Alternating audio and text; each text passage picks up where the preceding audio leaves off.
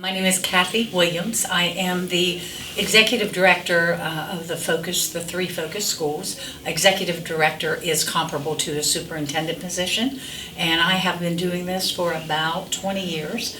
So we started the schools back in 2005. We began when charters were transferred to e-school consultants from a board of directors who was dissatisfied with the current school system.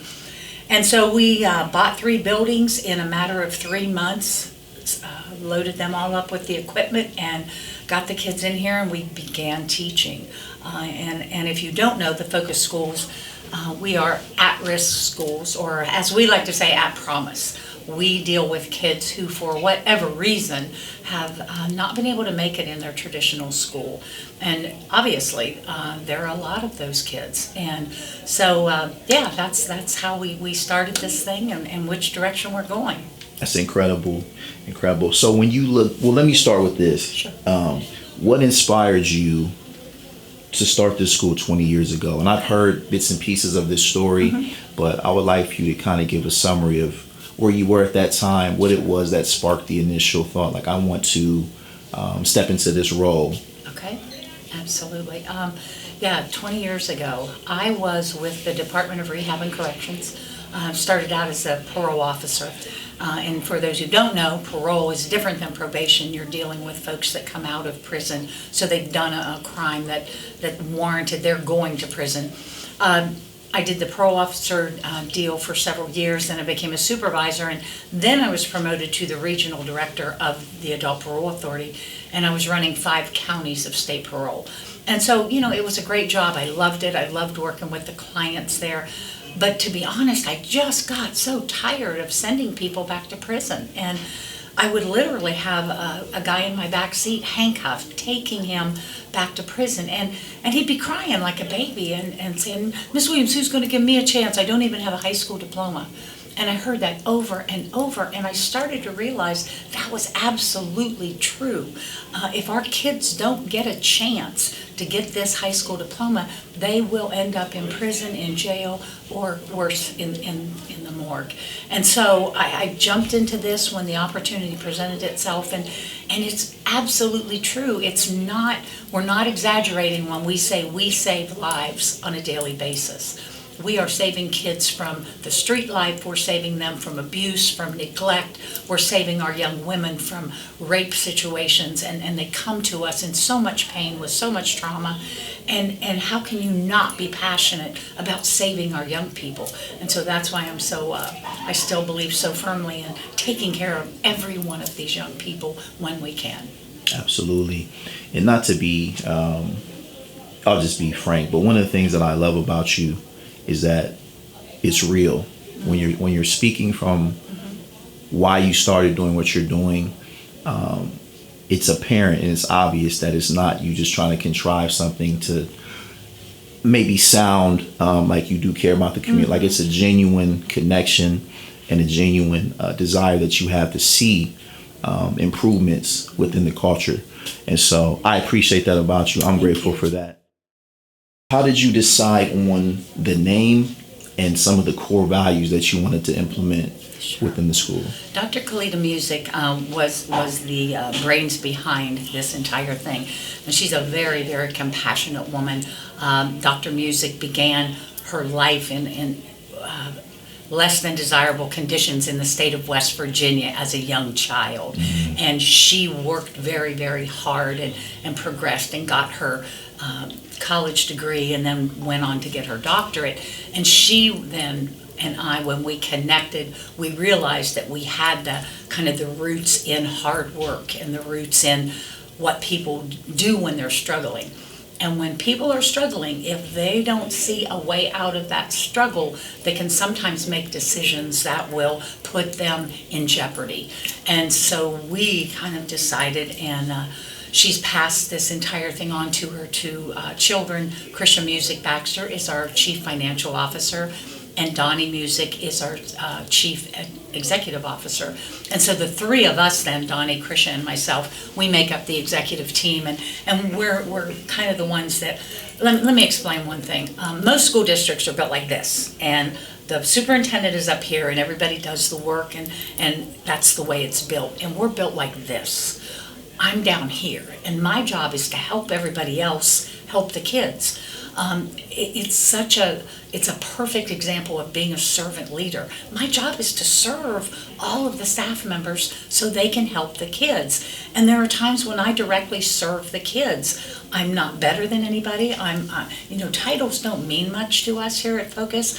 When things need done, we do them because that's what helps the kids. Yeah. And I can't say that enough. The bottom line is, how do we reach them before they make those kid decisions, which they will, that can change their life in a negative way. And we see our progress every day. Small gains some days, big gains some days, but saving lives is the name of the game. So that's how we started this whole concept. You talked about servant leadership. As a leader, obviously we have to remind ourselves of those key core moments, right? To stay inspired to do what we do. What's another way that you stay inspired personally as someone in a position of leadership? Sure. How do I say? I feed off of the positive people that are sent to us. It's almost like we have a magnet that attracts people who truly care about these kids. They're not here for the money, obviously. They're not here for the accolades. They're not here for any other reason, for the most part, other than to help. And so when I'm getting worn down or I'm getting tired of being the servant leader, and when that goes on, I look for my cohorts in this entire thing. We collaborate. I see us as a democratic team. I make no decisions in a vacuum, always trying to get input from our team leaders. And that's kind of what makes us stay human. And when I come into work and I'm only at 50%, because I'm just drained, I can go to one of our leaders, whether it's the school directors, whether it's the special ed director, all the directors that we work with, and I say to them, I'm only 50%. I got you, no problem, and they take up my slack. And then on the days when they come in at less than 100, I've got their slack. And so we work collaboratively, and that teamwork is just amazing at Focus. Absolutely. Yeah, I agree with that 100%.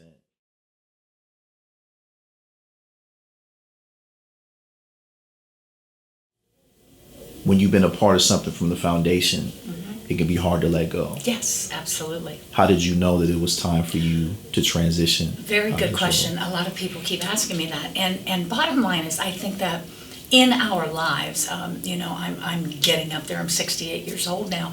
Just as we've taught our leaders to be good leaders, or we've taught our children how to be kind people, it's also my time to hopefully teach people how to grow old gracefully. I'm not going to go through this kicking and screaming and proving I'm still worthy. I'm always worthy. That we all are. But it's time now for me to move out, to teach others how to do this the right way, or at least the right way for me, and then offer advice when they need it as time goes on. We're not meant to be the end-all and be-all forever. That's the way life is. That's the way God made us. And so I'm just accepting where I am in my life and transitioning out, and hopefully leaving everything in a much better place than when we started. That's beautiful. That's beautiful. Is there a moment when you look back with, it could be a student or even an administrator, that you'll never forget? Oh, so many. So many. Probably the one that stands out most to me is there was a young man who lived in my community, and I raised my grandson from birth until he's still with me. Actually, he's 18 now, just graduated from Focus. But anyway, this young man came into our lives, and he was a community friend, a few years older than my grandson Caleb. But his name was Shane, and Shane really had a hard life. Everything about his life was hard. He'd been in the system. He came back out. I was hesitant at first to include him in my grandson's group of friends, but they finally wore me down, and so Shane became a household fixture. And even though he went kind of back and forth, he would go back to prison and come back out, and I still wanted to try to help him. He graduated from Focus. It was the highlight of both he and my life. It was such a great thing. Unfortunately, there was some animosity and jealousy about Shane out in the community, and he was shot and killed in my backyard. So that was a devastating situation.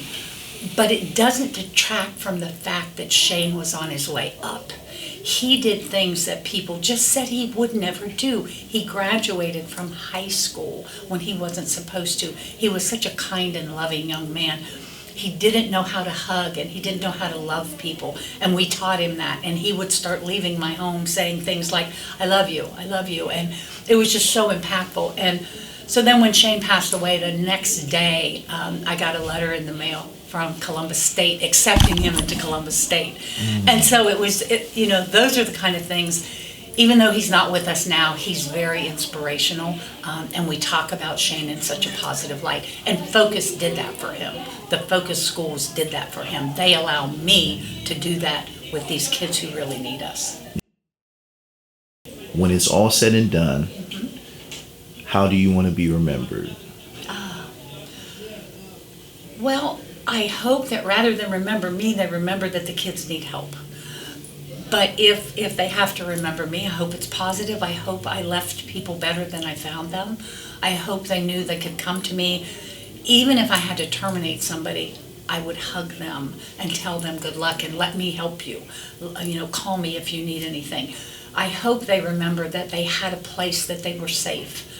Trying not to be judgmental is really hard in this life, but through my relationship with my higher power, I've gotten some of that. I fail sometimes, but that's okay. But I think I'd just like to be remembered as somebody who cared and just allowed people to be themselves, and let's all get better together.